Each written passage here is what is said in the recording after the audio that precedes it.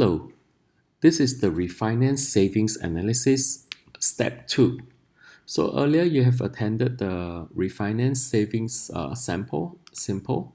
So what I do here, you can see on the right hand side, I will just click on this. I will just put Refinance sample Step 2. Okay, so actually even with Step 1 you can already do the business, right?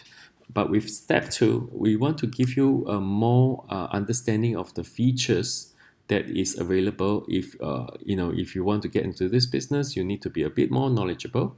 So once you have done that, basically make sure you don't override whatever you have. Once you have done that, you do a save first, right? Because you will be actually also as a save as you already actually changed the name to Refinance Sample Step 2. Okay, save report, that's fine, already saved. Right, once you look at the right hand side, it's already saved. Okay, go to edit, Refinance Sample Step 2, right? So this indicates the more robustness of that information. For example, you're looking at refinancing a private property.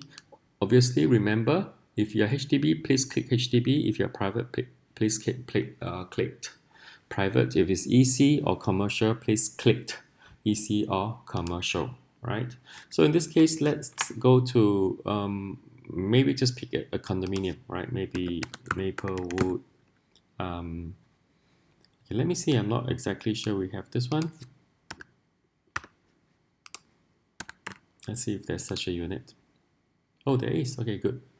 All right. So customer may tell you. So in this case, when you refinance, obviously the valuation is very important. You cannot just simply refinance $1 million where your property is only worth 800,000. No banks will ever want you to do that because basically they need to hold your property as a collateral, right? Just like if you walk into a pawn shop and pawn your watch, if your watch is only worth $10,000, don't expect to take $20,000 out. Okay, so the customer thinks that his property is worth $2.4 million. Okay, that's fine, right? And then he thinks he bought it. We default it to be 2015, whatever, which is 5 years from now. So we think that is the value. And that's fine, right? Just say we think that's the value. So you do a toggle on I value, right? You can see I value. What is I value? I value is a valuation algorithm developed by iCompare that gives your customer the best estimate of your home value. It provides you a reference about your home value and it is not a replacement of valuer opinion. Okay, please make sure don't say that this is the definitive value, this is a guide. Okay, so once you have that, there's a guide to this one, and the rolling 20 months and so on is basically internally that's a reference for us to look at what is the basis of this analysis and this valuation algorithm. Okay, you don't have to worry about this part here, not at all. And then you will look at how much this guy bought it for.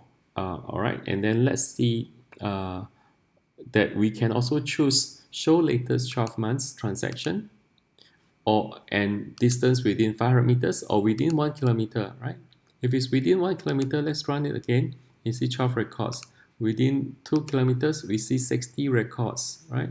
Let's do 500 meters enough, okay?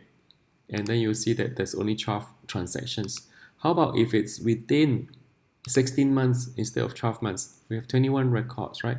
So that gives you a basis of the comparison and the record, okay? So based on that, you can generate the report.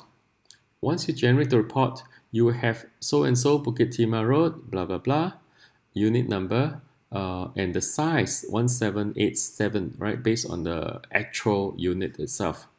And you think the valuation is 2.4 million, and the outstanding loan is 820, which was already said earlier.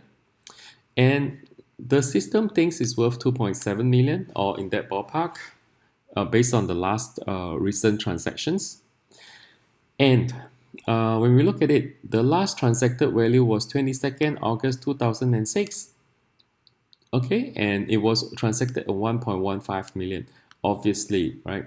You thought it was transacted in whichever date you said it was, which was let me see. I think it was like 2015 15, right? So obviously that is wrong, right? So you know that probably customer remember wrongly, or it was actually done in 22nd August 2006 at the value of 1.15 million. All right, so the customer is sitting on a huge profit. Okay, so once you have done that, you do a save again. Make sure you have this information. Don't let it go away. Then you see that the nearby property transactions, right? And these are the dots, right? And you see that, okay, let's see all the small units, all the big units. If you can exclude certain things as well, you can see, oh, just a super large. There's only 1 unit, 2 unit super large. How about extra super large, right? What those values are. And then what would be the various different values that you can see and you can pick. And then you give the customer a good indication of where and how much the property is worth. And then you can see the actual transactions within the last 16 months and the distance away from the subject property, right? So for example, you have certain things that are going, oh, this is 450 meters away and it's going for 2.05 million and it is 1514 per square feet, right? This is the actual unit being transacted during that time. And then when you do the actual cost savings analysis, you have another perspective on how that refinancing will look. And that also gives you an idea of what you can help the customer with on and for their property, right? The rest of the things will look the same. Okay, so once you do that, you can similarly do a copy link and share that with your customer, right? When you share that with your customer in a WhatsApp, in an SMS, in an email, or whatever, and when they click on it, it will show this up, and this is what the customer will see, right? The good thing about this link is that it has all this dynamically inside, so they can run through this one and use. This is what the customer will actually see when they run through their PC. The handset is the same thing except it's using the fingers. Okay, so this will be the second level of more detail rich information that to help you with refinancing. Okay, that's all for part 2.